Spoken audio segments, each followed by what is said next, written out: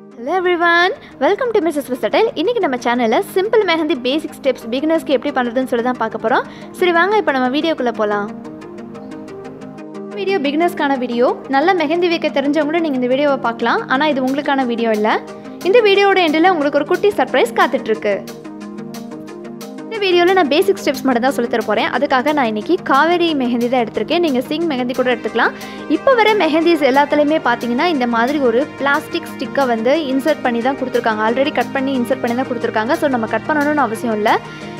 நீங்கள் வந்து பிகினராக இந்த மாதிரி மெஹந்தி கற்றுக்கும் போது கண்டிப்பாக நீங்கள் பேப்பரில் ஸ்டார்ட் பண்ணுங்கள். அதே மாதிரி நீங்கள் உங்கள் பக்கத்தில் வந்து ஒரு சின்ன கிளாத்தோ இல்லை இந்த மாதிரி டிஷ்யூ பேப்பர் வச்சுக்கோங்க. அப்போ தான் பிளாக்கேஜ் ஆகும்போது நம்ம வந்து இந்த மெஹந்தியை வந்து ப்ரெஸ் பண்ணுறதுக்கு ரொம்ப ஈஸியாக இருக்கும்.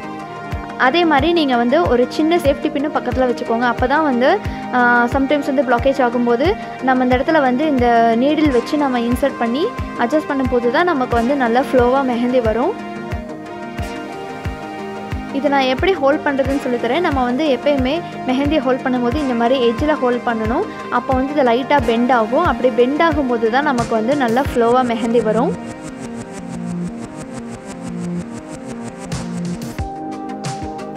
பேசிக் ஸ்டெப்பாக நம்ம வந்து லைன் எப்படி வரையுதுன்னு சொல்லி பார்க்க போகிறோம். நான் சொன்ன மாதிரி அந்த கோனை ஹோல்ட் பண்ணி நீங்கள் லைட்டாக ப்ரெஸ் பண்ணும்போது நமக்கு மெஹந்தி வெளியில் வரும்.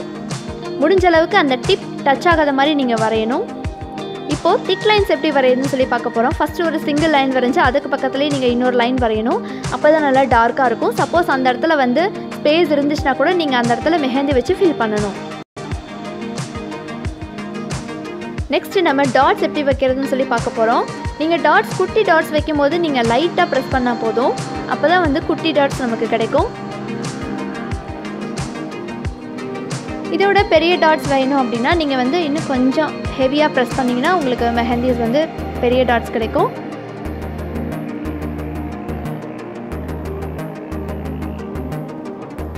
அடுத்து நம்ம வந்து பெரிய டாட்ஸ் வரைய போகிறோம். இதை விட பெரிய டாட் வரையும் போது ஒரு சர்க்கிள் மாதிரி வரைஞ்சி அந்த இடத்துல சென்டரில் வந்து நீங்கள் ஃபில் பண்ணிடணும்.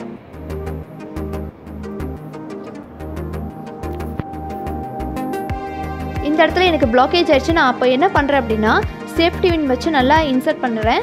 அப்போ தான் வந்து அந்த பிளாக்கேஜ் ரிமூவ் ஆகும். பாருங்கள், இப்போ நமக்கு நல்லா ஃப்ளோ கிடைக்குது. அடுத்து நம்ம ட்ராப்ஸ் மாதிரி டிசைன் எப்படி வரையுதுன்னு சொல்லி பார்க்க போகிறோம்.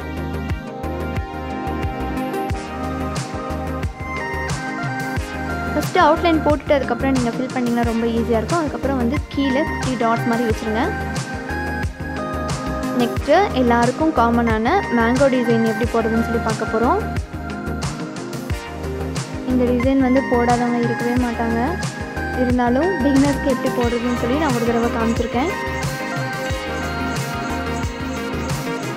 சில நேரம் நமக்கு இந்த மாதிரி தப்பாக வந்துடும். இந்த மாதிரி போடக்கூடாது. ஸோ கொஞ்சம் பொறுமையாக நீங்கள் வரையணும். அப்போ தான் நமக்கு வந்து மேங்கோ ரொம்ப அழகாக வரும். உங்களுக்கு இன்னொரு மெத்தடில் மேங்கோ எப்படி வரையுதுன்னு சொல்லி காமிச்சிருக்கேன். அதையும் பாருங்கள்.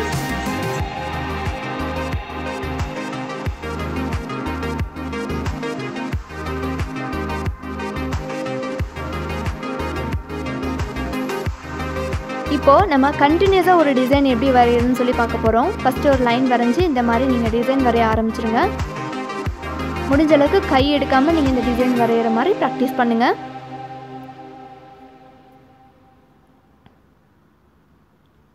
நெக்ஸ்ட்டு காயில் மாதிரி டிசைன் எப்படி வரையுதுன்னு சொல்லி பார்க்க போகிறோம். ஸோ வெளியில் ஸ்டார்ட் பண்ணி நீங்கள் உள்ளே கொண்டு போய் எண்ட் பண்ணணும். இந்த மாதிரி கரெக்டாக ஃபினிஷ் பண்ணணும்.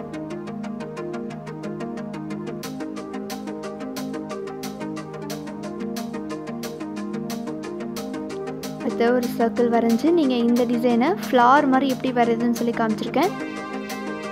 நம்ம பாதி டிசைன் வரைஞ்சதுக்கப்புறம் இந்த இடத்துல வந்து நமக்கு ஸ்டக் ஆகும்.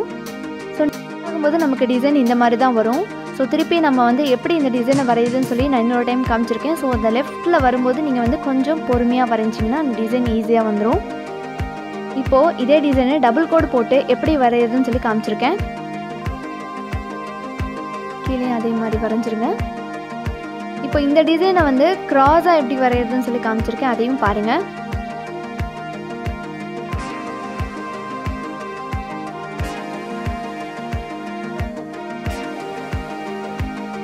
இது வந்து காயில் டிசைன் எப்படி வருதுன்னு சொல்லி காமிச்சிருக்கேன்.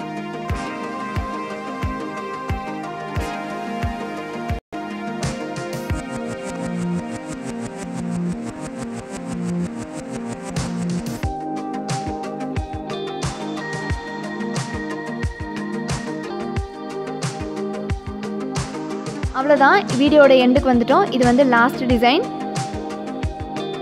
இந்த வீடியோவில் சொல்லிக் கொடுத்த ஸ்டெப்ஸ் வந்து உங்களுக்கு யூஸ்ஃபுல்லாக இருந்துச்சுன்னா கண்டிப்பாக கமெண்ட் செக்ஷனில் கமெண்ட் பண்ணுங்கள். இது நான் வச்ச மெஹந்தி தான். இது வேறு யாரும் கையில், என்னோடய கை தான். எஸ், என்னோடய வெட்டிங் அன்னைக்கு 2 கைக்கும் ஃப்ரண்ட் அண்ட் பேக் நானே தான் மெஹந்தி வச்சேன். இதுதான் அந்த குட்டி சர்ப்ரைஸ். தேங்க்ஸ் ஃபார் வாட்சிங். இந்த வீடியோ உங்களுக்கு பிடிச்சிருந்தா லைக் பண்ணுங்கள், கமெண்ட் பண்ணுங்கள், ஷேர் பண்ணுங்கள். மறக்காமல் மிஸ்ஸஸ் வெஸ்ட்ரேலுக்கு சப்ஸ்கிரைப் பண்ணுங்கள். கூடவே பக்கத்தில் இருக்க பெல் ஐக்கனை கிளிக் பண்ணுங்கள். நான் உங்களை அடுத்த வீடியோவில் சந்திக்கிறேன். அது வரைக்கும் பை பாய்.